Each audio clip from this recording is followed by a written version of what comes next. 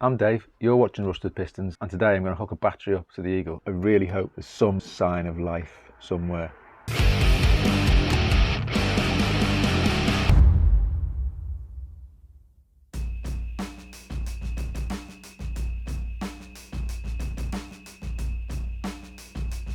This old Ford V6 hasn't run in decades.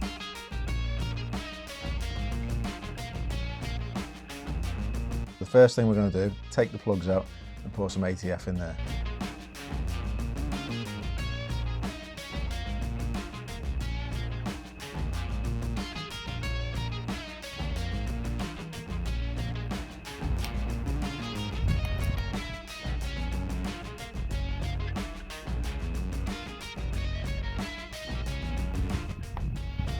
I don't know if you heard that click, but it wasn't the HT, it was my shoulder.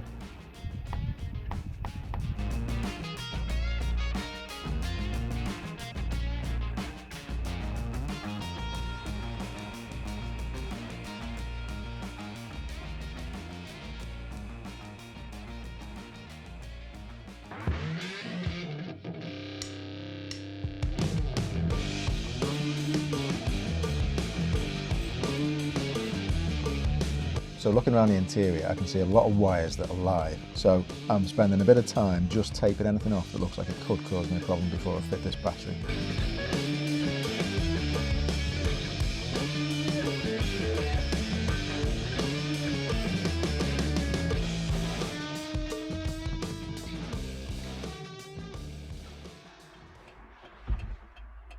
Can you hear that? We've got hazard lights.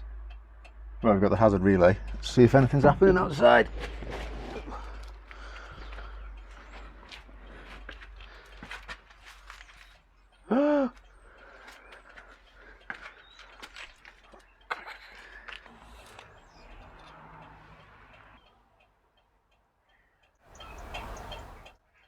Life. That little guy's coming on. No fires yet. Okay, so the battery's back on. As you've seen, we've got hazard lights. The button's not great. Not currently any feedback on the button lighting up, but it's working. Relay's good. On, off. The lights are working. Right. I'm not going to spin it over yet. I'm going to crank it over by hand, or try to, see if it's seized or not first, but let's see what happens. Let me put the ignition key in. The nasty noises. Horn relay working, indicator stalk working. Oh.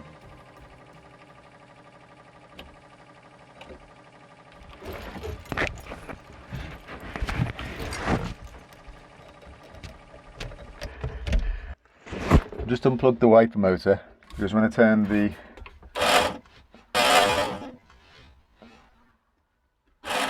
the wiper relay is working, defo. Wiper motor is working. But when I turned the wipers on, which I shouldn't have done because the blades are dry, and I just got excited, I could hear something struggling. I just quickly unplugged it because even when I turned them off, I could hear it going like, It was probably trying to get to the end of its little cycle of like one wipe or something. I was about to jump out and try and turn the engine over by hand, and then I flicked the light switch, and this happened.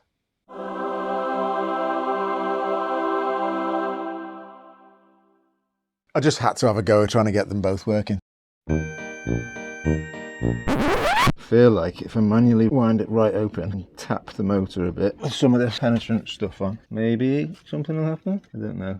But the motor was getting hot, and I saw that when I sprayed this on it, it started to smoke a bit. So I've taken the battery off for a sec. I want to make sure this isn't mid-cycle and just continues to, like, you know, struggle. Right, that's at the top, so I presume if we put it back down, I don't know, it might work. These are Mark 1 MR2 headlights, if you're wondering. I'm not supposed to have these. The original builder fitted them. You can see where there were original circle lights. They normally have Porsche 928 lights. Anyway, down to the bottom of the cycle. Okay.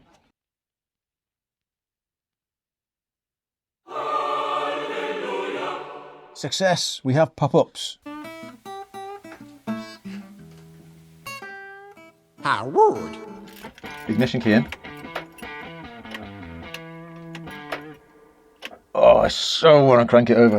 Right, I'm going to go and try and crank the engine over by hand.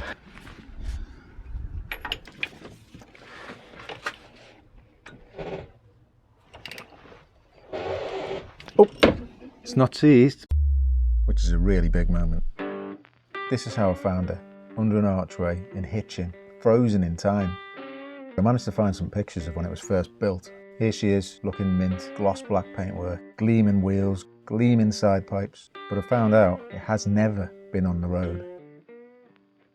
Time to change the history books.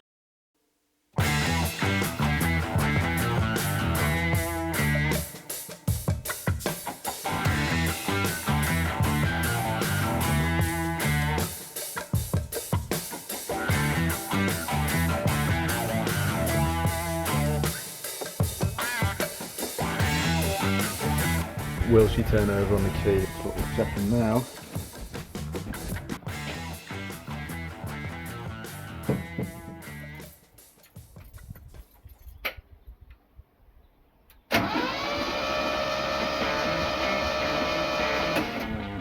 Yes!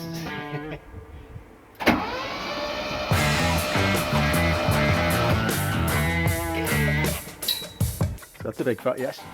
Right, what I might do now, put the plugs back in and see if we've got compression.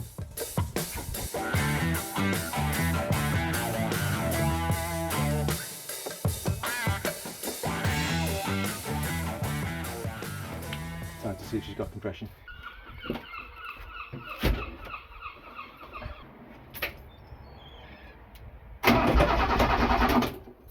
Yes!